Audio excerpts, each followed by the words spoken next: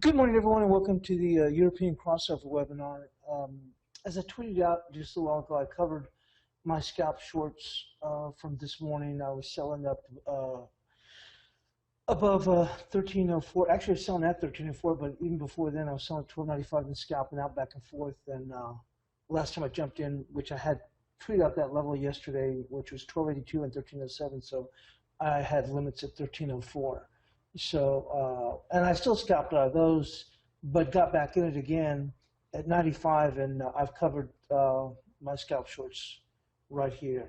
So I still think overall the euro dollar is going to go lower. It's just that I'd rather just if maybe we're going to get a bounce, I don't mind getting back into it, but just thought it was a pretty decent area just to go on and step in, cover some shorts. Maybe potentially we'll make another run back up around 82-ish. 84. I don't mind taking a position back again there. I don't like to trade on Fridays, as everybody knows, but I was still willing to hold it if I got in the short position. But we'll go and take a look at the charts. No real big news overnight, other than what just recently came across the wires about Japan's Yamamoto basically stating that they may even go as far as doing helicopter money. If you see here on the last part of this interview, it says Japan should deploy fiscal stimulus of around 3.5 to 5 trillion yen in supplementary budget to aid low-income households. So it's basically they're going to even try and push money out into the economy to go on and spur things to get along. And there's some other things here basically hinting that, heading for the October meeting, Japan's Yamamoto, BOJ must ease policy further at some point as the economy is stagnating. October 30 meeting may be appropriate timing. So like I said, everything leans toward them going to take further action. Also, they're probably going to apparently use China as excuse for further stimulus.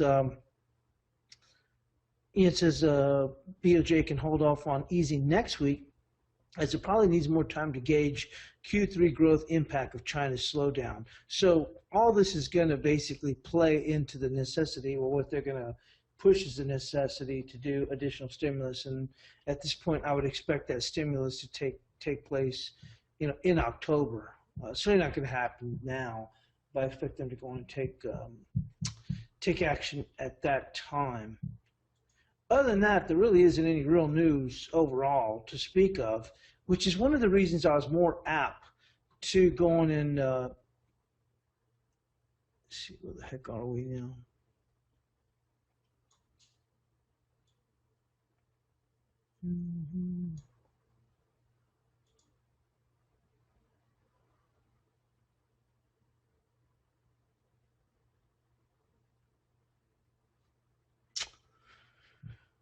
Yeah, I need to go in and refresh my screen. I haven't even bothered even look at it. I just looked and seen some reports, but there wasn't anything of real significance. So as we come into today, into the U.S. session, got this green stuff. I don't care about that. We have a PPI.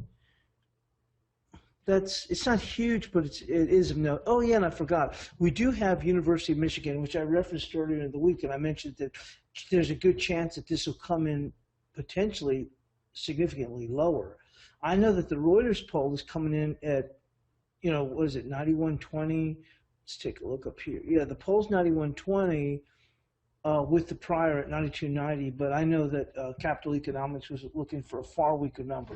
So, and that's what the idea, because when this was being taken, they're getting the data on this, would have been in the middle of the maelstrom, which was coming out of China. So I do expect to see a significant dip here. So that may allow the dollar to go on the offer, and I'll definitely be buying the dollar on that if we get something like, potentially they were looking for far weaker, but if we get something like 87, 86, I think they were even looking potentially it could dip all the way to 85. So if they get something like that and we get a rally in the euro, I'll have to see what the euro is at the time. I would definitely go on and sell into that against the euro dollar, and then if I have to hold over the weekend, then screw it, I'll hold over the weekend, which I don't like to do, but I'm pretty comfortable with the prices up here in the euro. Like I said, I like to scalp, but I don't like to see my gains disappearing, so I'm happy to go and scalp out.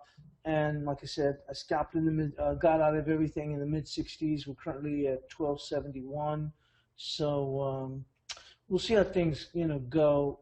I don't want to. Chances are, unless we get a pretty good rebound, I may not go on and do anything again the euro until we get past this University of Michigan. We'll have to see as PPI. I think PPI will move the market, but not necessarily. I don't think it's going to be that big of a move, but University of Michigan is, and it is expected to come in weaker. Reuters polls coming in at 91.20. Capital Economics is looking in the 80s. So I think that'll provide a great opportunity to short the euro dollar. But we'll have to see how it's acting technically at that point. So let's go on and move into the charts. Like I said, there's not really any real big news coming across the wires at this time. Anything of real note that was going to move the market. Chinese markets were relatively quiet, overall. For the week, though, I think they were showing that they were up 3%. But as I said, relatively quiet overall. So it's not really any big news or major news to speak of. Let's take a look here. I don't think there's any. Look like it popped off my feed. Okay, here it is.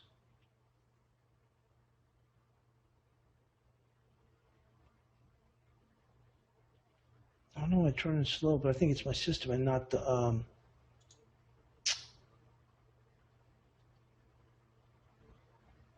I have to switch out the memory. I think I got some memory problems in my computer, and I just haven't wanted to bother with taking that stuff. And then if you try and take it somewhere, they want to keep it for a couple of days, and I just can't deal with that. So not really anything. Like I said, not really anything of note per se. So let's just go on and move into the charts quickly. Frankly, I haven't even really paid attention to the news today. I was really more just focusing on where we stood with the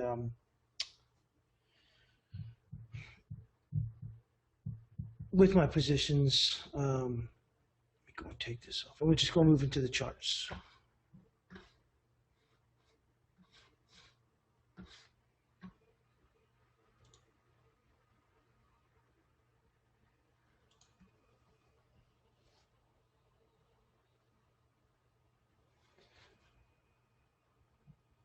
So these are the areas that I was talking about yesterday. Here we're looking here on the euro dollar. On my 30-minute, I have it listed as 1282, but like I said, it's not going to make any difference. But this is the area that I was referencing when I said, I tweeted out yesterday, the levels above the market. At the time, I think we're trading in the 1260s or something like that.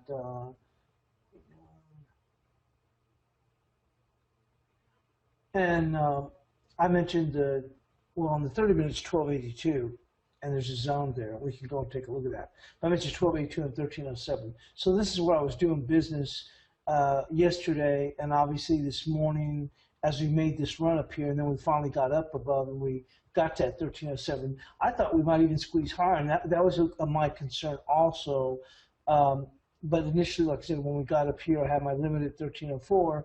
But I thought, you know what, they might take it up here to this the top of this zone that we've got here, 1307 to 1335, 1326 is at 38% of 1088 to the high, which was 1713. So I thought, you know what, maybe they can't even take it in there, and I'm just going to have to hold stuff over the weekend.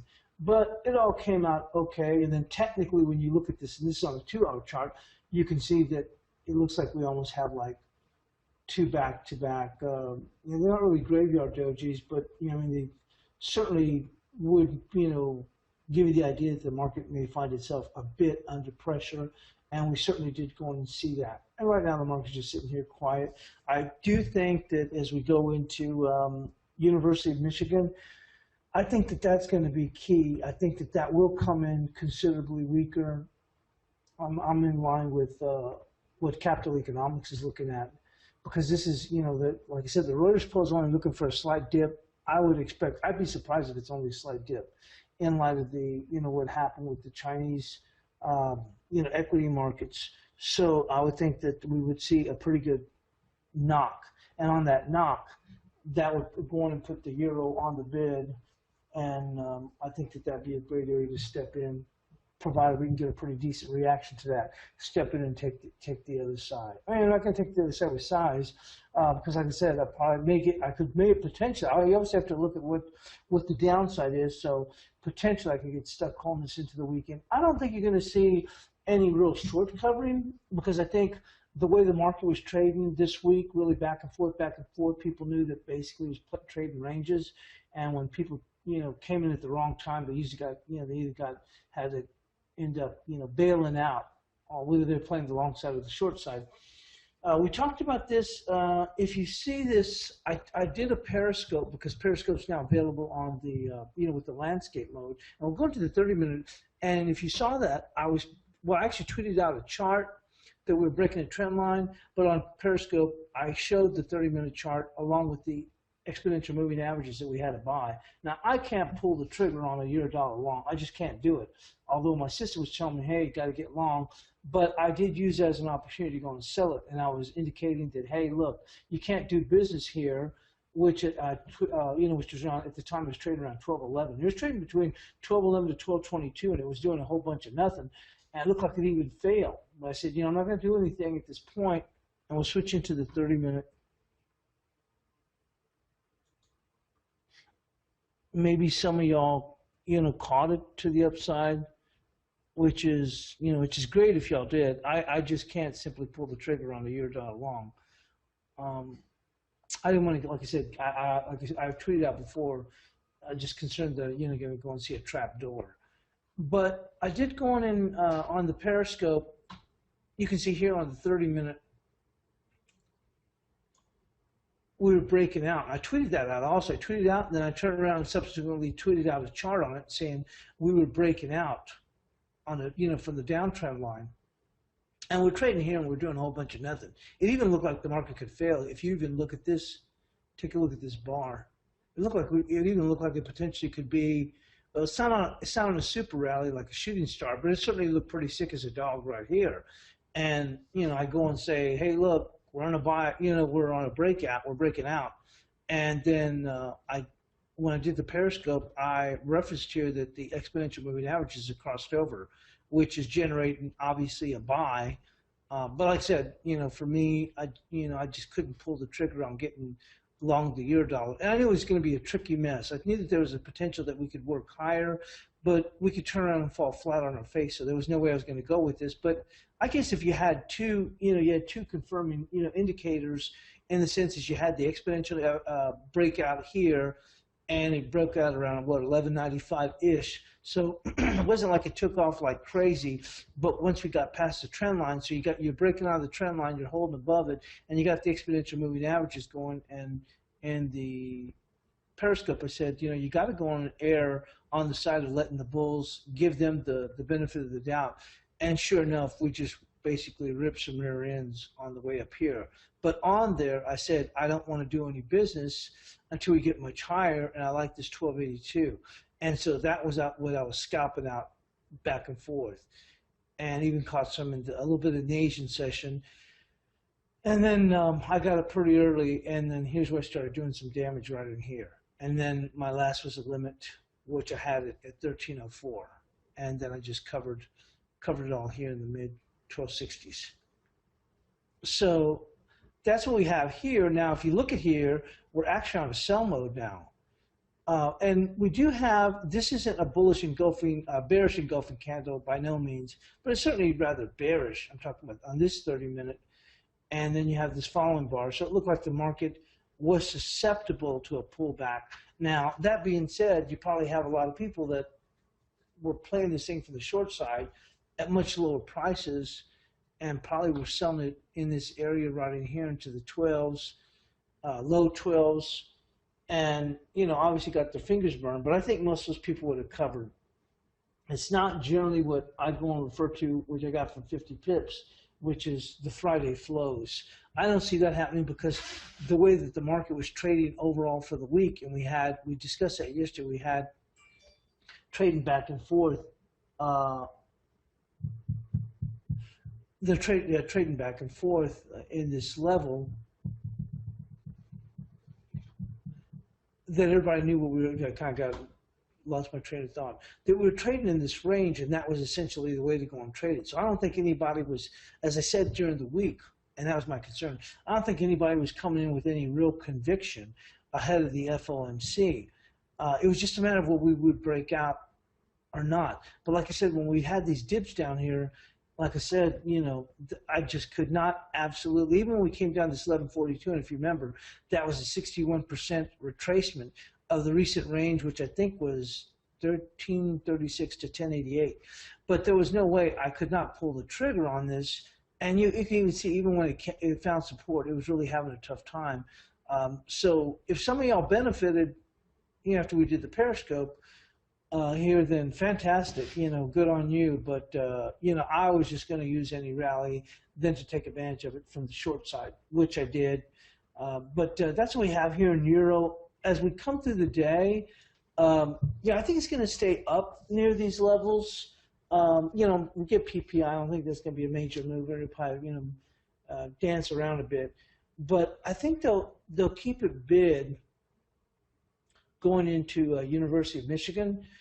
And then if we can get a nice pullback in University of Michigan on the backdrop of the Chinese equity fiasco, maybe we can even get something that goes into the upper 80s, low 90s, and I'm happy to go on and fade that. Now, when we look above the market to where we're at, let's go and switch it. Let me see if we can see it here on the 30 minutes.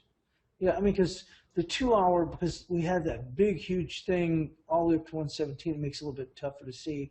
So let's go and take a look here on the 30 minute.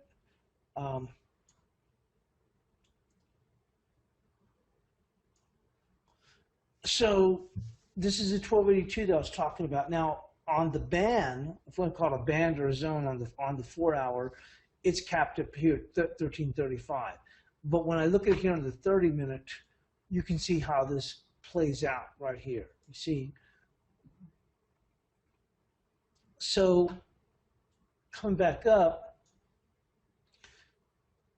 I don't see us being able to extend up here to 1375. Frankly, I just don't see it. I thought that we could extend up here to this 1335, and worst case scenario, which is probably, I guess, isn't that far away, but I saw on the 4 hour, and we'll switch into that, I thought 1365. So I guess this isn't saying too much, but I would have expected the market really having some trouble here in this area. So I thought, if it makes it up here, I'll sell some more, and I'll just have to hold it over the weekend. But we'll switch into the 2 hour chart to see what we're looking at.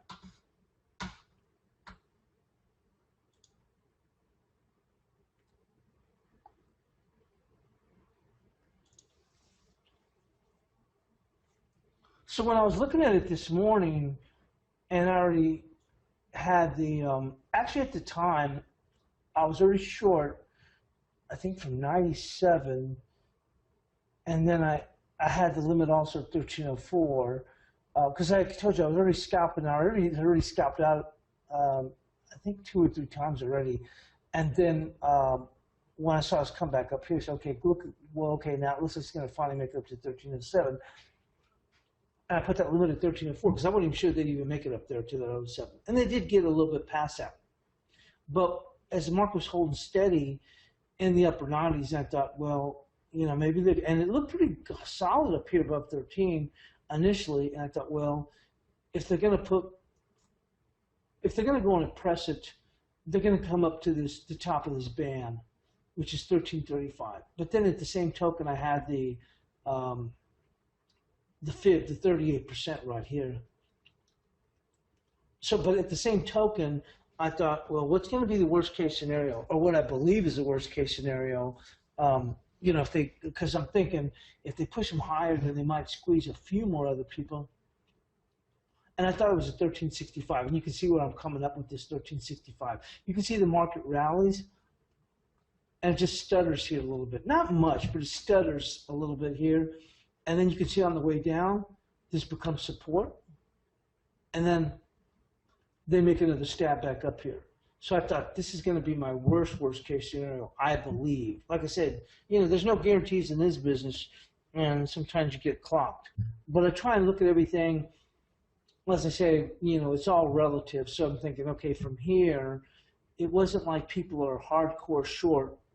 Yeah, they got stopped out, but it wasn't like they had the market, by the balls or anything like that. So I didn't think that we'd have the juice to get us up there realistically at 1365. And if we did, um, I thought that the market would fade that hardcore.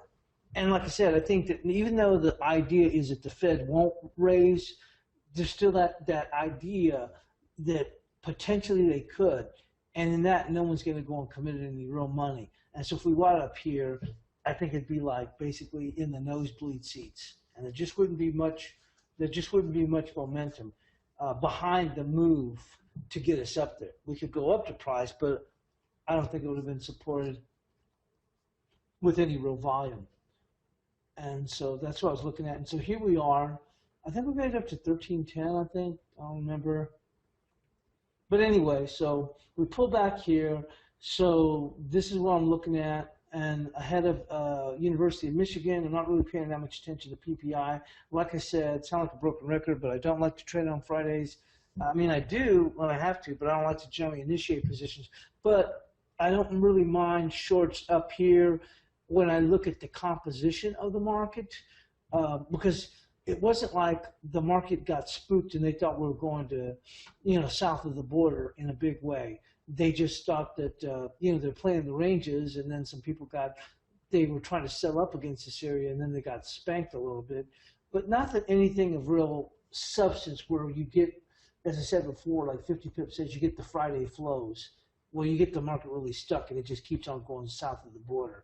I didn't really see that going and playing out. So, like I said, if I step in and short it this morning against a negative University of Michigan, then I don't mind holding it over the weekend, because I think still the tone is going to be, or I shouldn't say the tone, but the theme of the market is going to be, in anticipation of getting ready for FOMC. And you just don't want to take that chance. That's a scary chance if you get long the euro, and then all of a sudden, as we come closer, people start arguing the point as to why the Fed would raise, and what if they do raise, and then you're really going to be in a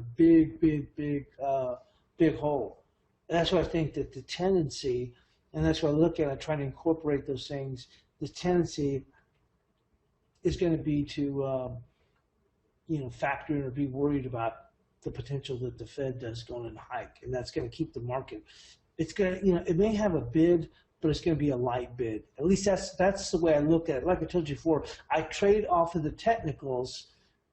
Some people get that wrong and think I'm trading fundamentally. I trade off the technicals, but I read a lot of bank research, and I like to go through the news and what's moving the market for the week and what's moving the market for the specific day, and then I try and incorporate that with my technicals, and I basically reference that as far as what the narrative is. So that's where we stand here on the euro. We'll go and move into dollar yen.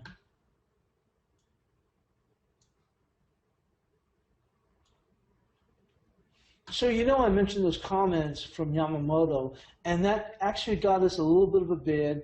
It looks like he might be referencing helicopter money. So you know how big this 2069 is. It's pretty huge. And we've actually overall, if you're scalping it, you've done okay. I was trading the dollar yen from the short side on Wednesday, and I was doing pretty good. I had a pretty good idea of what I wanted to do. It came basically almost top ticked it. And then I got this idea that I was going to buy it on the way down, and that was when all hell broke loose. And that wasn't such a good idea. I came out okay, but like I said, I was busier than the guy, bailing water on the Titanic. We'll go and take a look at it closer on the 30-minute.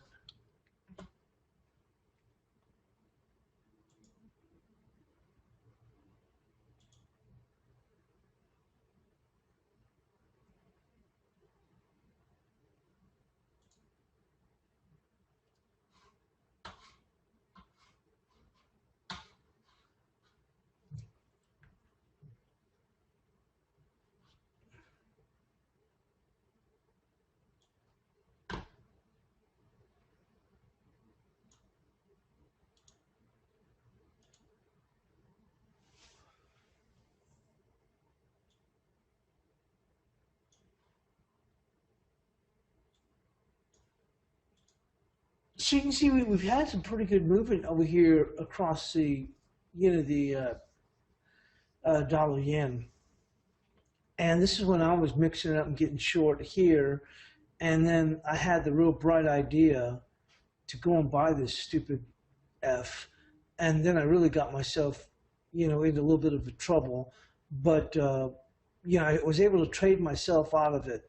But it was, like I said, I really got myself in a pickle where essentially I had a chance to turn the gains I'd made up here and scalping it short and turn it into a loss for the day. But I was able to go and do it, but my God, it wasn't easy at all whatsoever.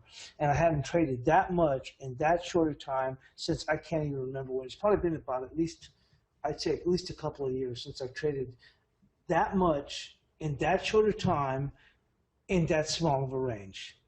So, but anyway, it all came out okay. We did go in and break lower eventually, and I was glad because then I finally got out. I said, I'm out, I'm flat, I'm not doing anything with it, and which was a good idea because, like I said, then the market kept on falling and falling and falling.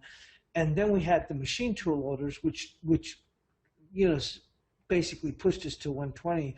But then we got the stuff coming across the wires, essentially that Charest of the BOJ indicated they could not rule out negative interest rates. Now, Kuroda was on the wires a little bit later on, very shortly afterwards, saying that they would not do that. But the market already believes that they can, believes that they will. And that's why I believe that it's so important to look at the news and what the narrative is, because it does impact. I mean, you use the technicals. The way you want to do it is you want to use the technicals to assess or determine the risk on your trade, as to how far it could go. And you want to use the technicals because that's how the market's going to go on and trade for the most part to set, for nice setups. But the news is what moves the market. Like I said, technicals are the way to trade, but the saying is news will always kick the shit out of technicals every day of the week. Overwhelming news, that is. That's essentially what we got here when Charest of the Bank of Japan suggested that, he didn't suggest, he outright said it, that they cannot discount or deny that they would not consider negative rates. And that's what really got us 100 pip spike. We came right back, but I'll be doggone if we didn't reassert ourselves. And this is a fantastic short in here, is that it just took out the highs. And we covered that yesterday. I think it was yesterday, and we did go in and pull back. But at the time, like I told you, that's what just goes to show when you, I guess like I said myself, I don't think it was as much a bonehead mistake because I thought that the S&P sell-off was really an anomaly. But it got me from being aggressive because this was really a great area because it took out the high by just a couple of pips. And we did have a pretty nice sell-off.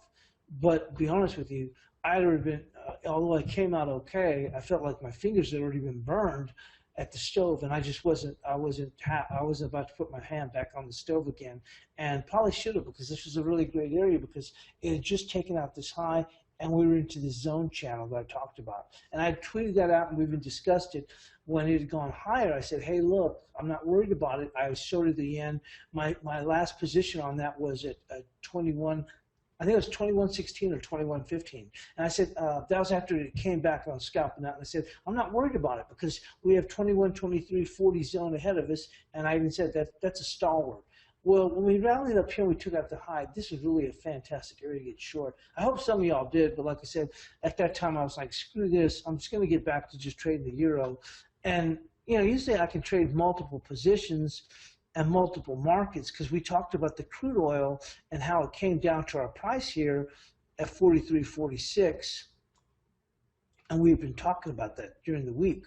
And it had just taken that out by 10 cents. And we got this nice rally up here.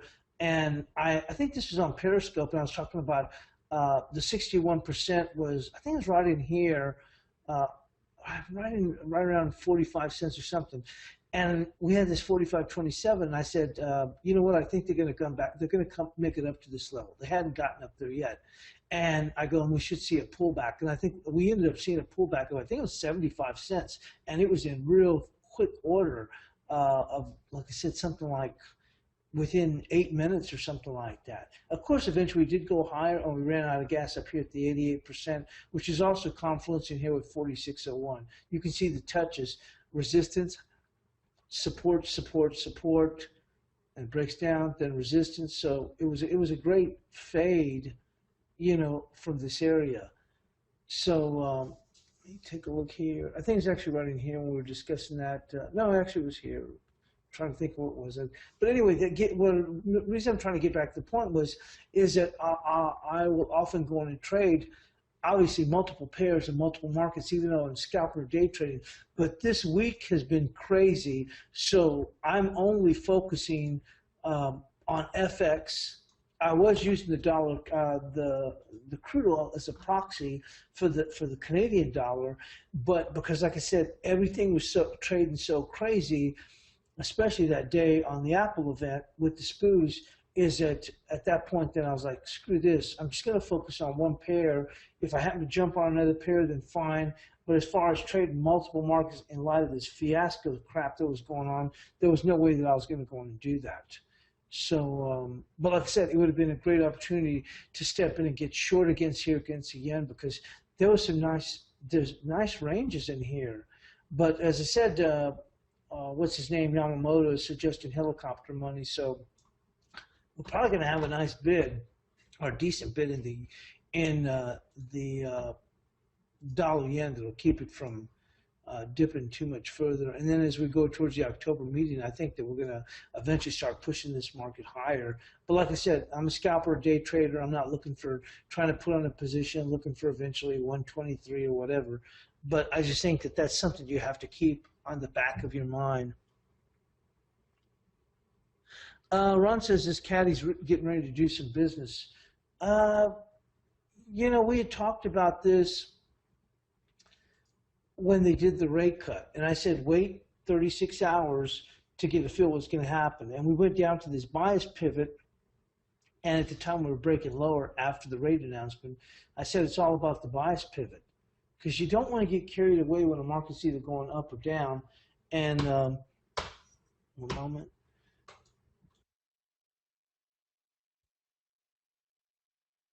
And certainly that's what happened here on the dollar CAD, because at the time when I tweeted that out, I think we're trading at 3160, and I said, or 3163, and I said it's all about the bias pivot. Well, we were able to reclaim the bias pivot, and we rallied. And I think it was yesterday that I was talking about, or maybe it was a day after. Yeah, it had been Thursday morning, or I said that 3253 was going to be a key area on the way up. And we did go in and come to this 3253, and we outlined this yesterday on how the market ran out of gas at 32.89, which was confluencing at the same time, or coinciding at the same time, while dollar CAD was making its lows to our level at 43.46. And then we had a very nice sell-off from there. I really don't think that anything's happening right now in the dollar CAD when you talk about it. We had the sell-off. We came back and we actually got above 32.53. We lost it, but we held above the bias pivot. And now we've come back to 32.53. So this would look like a good deal here, and say, okay, finally they're going to go and work lower. And I'll be doggone if we don't get back above 32.53. I don't see anything happening here in dollar CAD at this moment. I don't like it. I don't like it at all. The only way you can say that something is definitively going to happen is if we get past this 31.73.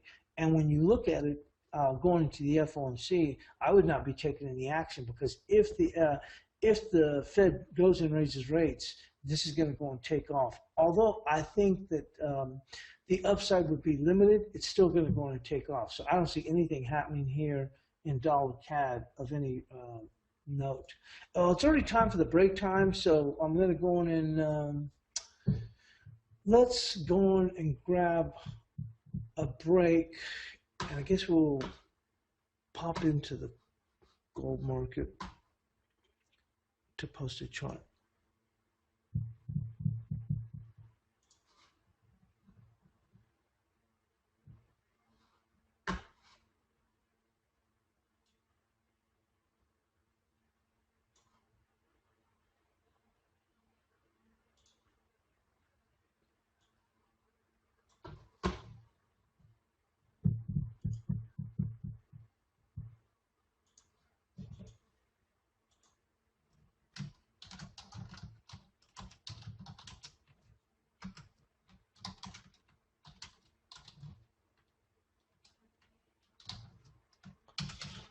And Alex says, what's your Twitter handle? So I'll go and put that there.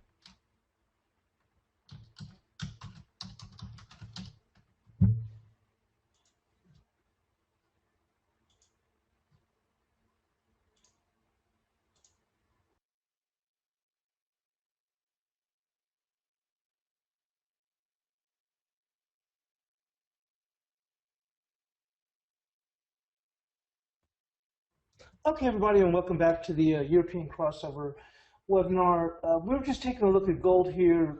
Like I said, it just hasn't done anything and for a while, and I think really the fall has been more precipitated by the disappointment of longs, essentially, as opposed to being so anything being specifically negative on the market.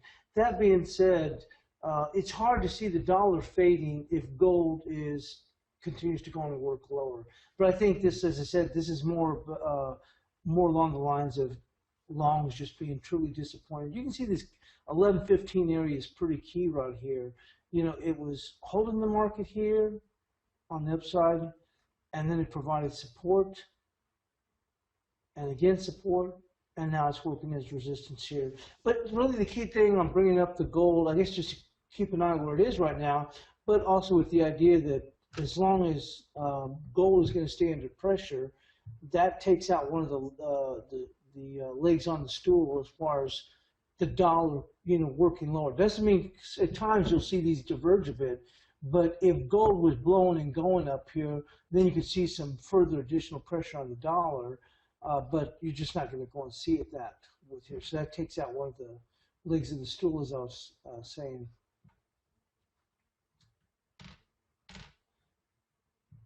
So getting back to the crude oil market,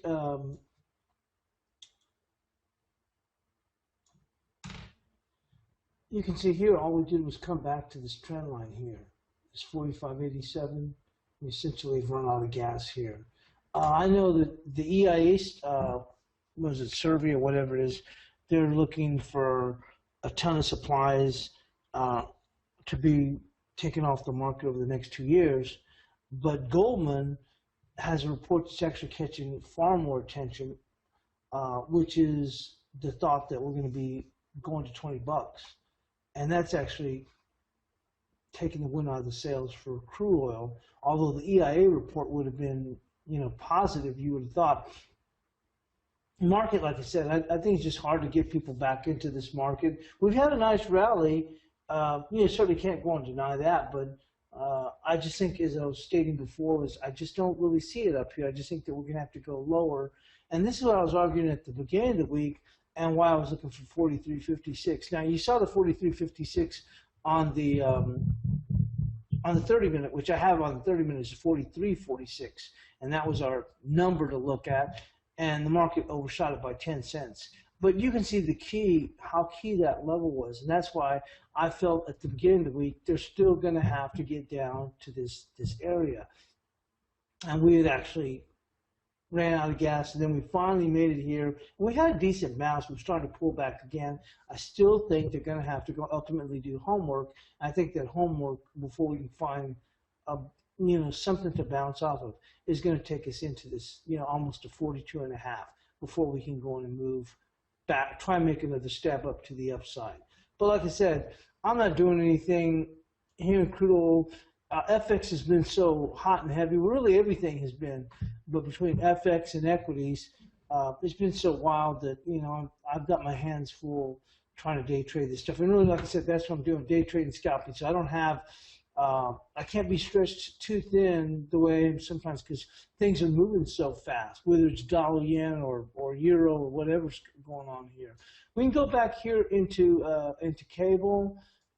We talked about this right after the BOE, and I was, looking at I mentioned that a good area to go and come in for the short side. I don't like to trade cable myself, which was a 54.43, and the market got up there. I think it eventually made it to 54.48, and then we sold off a good, I guess 60 pips or something like that, and then the market's rallied up. But we also mentioned this 54.63. Now we got above, and I was saying this on the on the periscope. I did not like the idea that it had already come back up here to these highs. And so we were able to go much higher, but we did run out of gas in this area. It's 54.63, and since then we've worked a lot lower. But this is one of the things that frustrates me with cable is it gets one area and then it just does a whole bunch of nothing for a little while, and why I don't like it. To be honest, I actually almost put the trade on myself yesterday, and I guess I should have at that 54.43 at the time, and then taking advantage of the scalp. I just don't like cable, and I was like, you know what, I'm just going to stick to my guns and not trade it. And but obviously some of y'all went and took that trade. I thought it was a great area to go in and come in with cable, and it turned out to be just perfect. And you know, some of y'all caught some nice money on the downside, which is fantastic. Like I said, I don't like to trade cable. I was really itching to go and pull the trigger because I thought, you know, it's a great area. It's, you know, it's right after this BOE decision. How much better can you get? But I just have such disdain for that pair that I just couldn't do it. I just didn't want to. But I'm glad that some of y'all profited really nicely off of that. So let's take a look at what else is going on. Like I said, it's a Friday. The news cycle is light coming out of Europe overall. We only have PPI coming into the New York session, and then obviously at 10 a.m. Eastern, we have the release of University of Michigan, which I expect that to come in considerably weaker, although the Reuters poll is only looking for a slight pullback. Capital Economics is looking for a bigger pullback, and I would use that advantage to go on and get short the euro. Now, we're looking at the dollar Swiss, and this has been interesting in the movement here. Like I said, I don't do anything with dollar Swiss. This was fantastic. This and that's what I'm saying. I do focus on the technicals, although, like I tell people I trade with a narrative, is that we had a beautiful graveyard doji right here, and this was a fantastic pullback. Obviously, this was coinciding with this key level here, right here at 98. I should have taken advantage of it. I would have felt more comfortable selling dollar Swiss as opposed to buying dollar Swiss. But like I said, going into the FOMC, I'm sure as heck not going to be selling it. But I'm at that point. I thought that the week, and when we started out at the beginning of the week, and obviously we had a bank holiday, but it wasn't. It was for Labor Day here in the States, so we didn't have the webinar on Monday. But on Tuesday, my whole idea was that the dollar was going to be under pressure going into Friday for the into the University of Michigan, because we didn't have any major economic reports. We did have the JOLT survey, but we didn't have any major economic reports. So I felt the dollar was going to remain under pressure. Actually, the dollar did relatively overall well, and that's why I was kind of ready for the move that we were going to experience, which happened yesterday in the euro taking off. But I did, like I said, I didn't feel comfortable selling the euro because I'm thinking if I'm buying the euro, if I'm stuck with it, I'd rather be stuck with it playing for the short side than for the long side. But like I said, with this idea, I did not see it right. I actually saw it after the fact. I probably still could have jumped in. I don't remember what it was here, but I just happened to see that. It's like, oh my God, what a fantastic, setup right here with this level. And I would have been rather comfortable taking the position at that time. Now, like I said, I wouldn't do anything. I wouldn't be considering selling dollar Swiss this close to the FOMC. But I think, like I said, here in your dollar, as we come into the New York session, and we're going to come into what I believe is going to be a considerably weaker University of Michigan, I think you're going to be able to maintain the bid here in euro ahead of that. Now, as we come into if that does come to fruition with that, what I believe, and I'm taking that from Capital Economics, and what they said makes sense because it was right during the fray of everything going wrong with China. Is I think that would weigh on sentiment. I guess the question is, how much is it going to weigh on sentiment? The Reuters survey just indicates it's only going to be up by about 1.5 points or so, and Capital Economics is looking for the 80s. I think potentially like around 85, 86. If it's 87, then we should be able to get a nice spike in the euro, and I want to go on and fade that, which I've already mentioned on here, but I definitely want to go on and fade that. Provided we get a nice spike in the euro, if the University of Michigan survey does come in somewhat weaker. So we've got a lot of time on our hands overall. because like I said, it's a light day as far as news. There hasn't been anything that's really broken overnight. We're going to take a look at the cash dollar index. I really don't really follow this unless we're at a key level because I think because euro comprises 56% of the cash dollar index. What the heck? It's just the inverse of the euro. So what the hell do I need to look at that for? So the only time I'll look at it is when we're at a key level. Just going to update this trend line.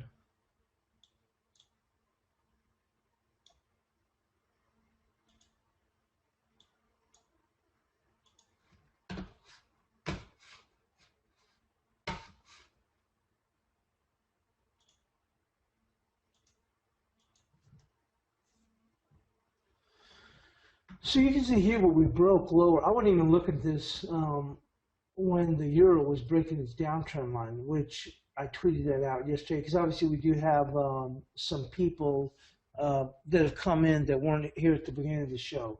But if you saw yesterday, I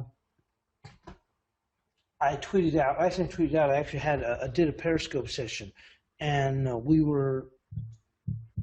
Let's go back in here. And I had tweeted out that the euro had broken this downtrend line, and I posted the chart too. And then shortly afterwards, I did a live Periscope session, and I was indicating we were talking about this, how I'd broken it, and we also had the exponential moving average crossover. And but like I said, I wasn't going to be buying it. But I was talking about getting short at much higher levels, and that you had to go in and give the benefit of the doubt to the bulls. And I think I said you have to err on the side of giving them the benefit of the doubt that they could go in and run with this. And that's essentially what they did. And then I was saying, let's let them squeeze up higher. The areas that I like are this 1282 to do business, which I did. I was scalping around. And then later on, which I did tweet out, I said the levels of above the market, because I think at the time we were in the 60s, the levels above the market are 1282 and 1307, which 1307, I have it on the 4-hour chart. But we did get up there. I was a seller with limits at 1304. I actually had scalped back and forth ahead of that and had an existing position at 1297, but I didn't even know if we'd even make it up there, so I put the limit at 1304, and we did get up to the 1307 and just got above it. And then what I was doing was I was looking at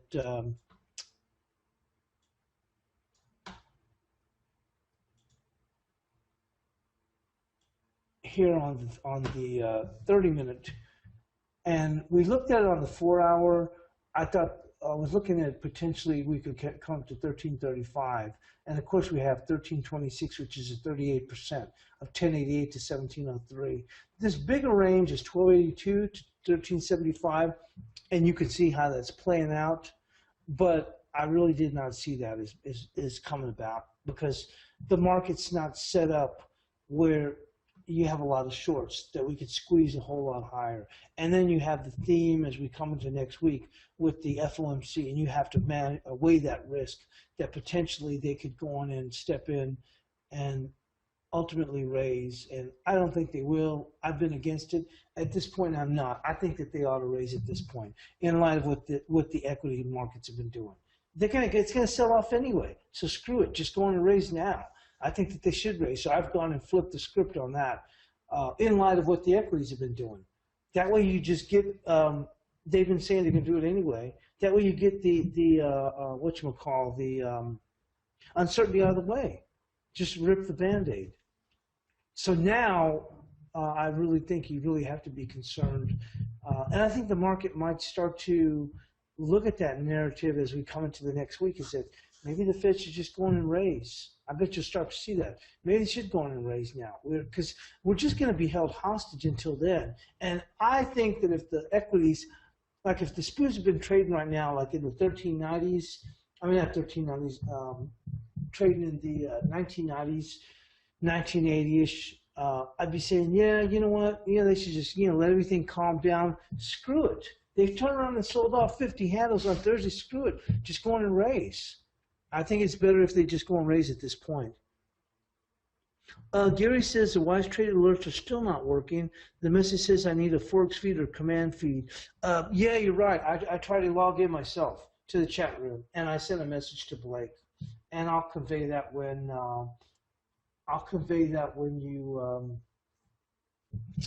when he goes and comes on. But yeah, I did send him a message because I tried to log in also myself, and it now allows me to log in, but then I don't have the chat room option to go into the stocks chat room or the Forex chat room. So they're obviously still working on that, but they'll get that. But yeah, you're welcome, Gary. He said thanks. Yeah, I'll definitely go and bring that to Blake. But I did already tell him I sent him a message and basically said the same thing about it, just saying you don't have that option or something like that.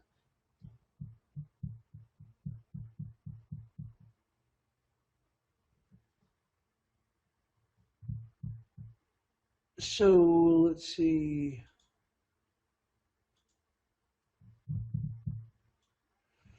So this is what we got here in the euro. Like I said, for those that are looking ahead of it, I did share it out on Twitter. I covered my scalp shorts here in the mid 60s, and what I'm doing nothing right now. We have PPI, but what I'm looking for is University of Michigan to come in considerably weaker. Let's go and switch into that real quick.